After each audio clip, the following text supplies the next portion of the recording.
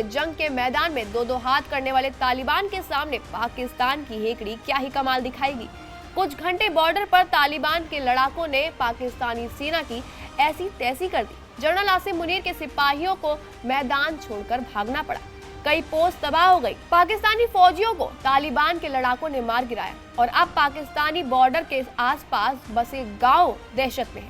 आम लोगों को भगदड़ का सामना करना पड़ा। उन्हें पाकिस्तानी सेना पर जरा भी भरोसा नहीं है। नमस्कार, मेरा नाम है कनिष्क और आपका स्वागत है जी मीडिया के इस डिजिटल प्लेटफॉर्म पर। दरअसल इस समय अफगानिस्तान और पाकिस्तान के बीच सीमा पर हमले हो रहे हैं। पूरी तरह से विस्फोट हो चुका है। जिस पाकिस्तान को आतंक की पैदाइश कहा जाता है, अब पाकिस्तान तालिबान से डरा हुआ है। दरअसल शनिवार रात सीमा पर वो हुआ जो पाकिस्तान की सेना ने कभी अपने भयानक सपने में भी नहीं सोचा होगा। तालिबान ने पाकिस्तान की चौकियों को घातक हमले का शिकार बना दिया और रात भर चली गोलीबारी ने बॉर्डर को जंग के मैदान में तब्दील कर दिया। रिपोर्ट्स की माने तो पक्तिका और हेलमंद प्रांतों में पाकिस्तान और तालिबान के बीच जमकर लड़ाई हुई। पाकिस्तानी एयर स्ट्राइक के जवाब में अफगान तालिबान ने मोर्चा ही खोल के रख दिया और धमकी दे डाली कि अब हम भी जवाब देंगे उसी भाषा में जो तुम समझते हो।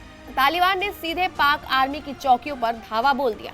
गोलीबारी, रॉकेट हमले और विस्फोट, यानी ये कहना गलत नहीं होगा कि पाकिस्तान और तालिबान के बीच जंग शुरू हो चुकी है। कतर और सऊदी अरब की दखल के बाद रविवार को फायरिंग थमी थी, लेकिन बॉर्डर पर तनाव अभी भी जारी है। दोनों ही ओर से सेनाएं हाई अलर्ट पर है और पाकिस्तान ने सीमा को पूरी तरह बंद कर दिया है।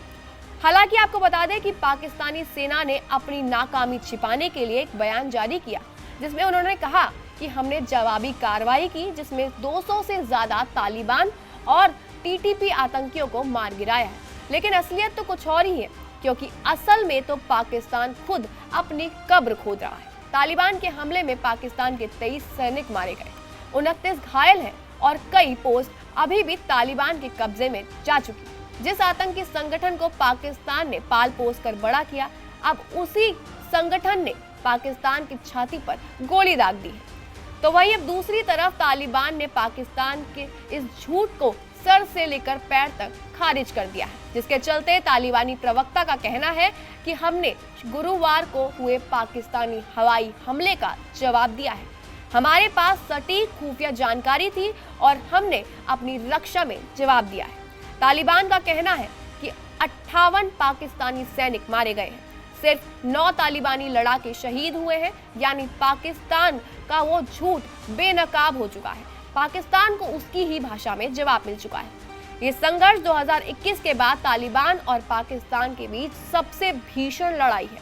पाकिस्तान के लिए ये सिर्फ गोलीबारी नहीं है, बल्कि उसकी आतंक नीति का अंतिम परिणाम है, जिसने पूरी तरह से दुनिया में बारूद बोया। आज वही बारूद उसके ही घर पर, दरवाजे पर दस्तक दे रहा है। पाकिस्तान का दर्द सिर्फ उसकी सीमा तक ही सीमित नहीं है, बल्कि अब पूरी दुनिया देख रही है। वो देश जो आतंकवाद को कूटनीति मानता था, अब उसी आतंक के हाथों ध्वस्त हो चुका है।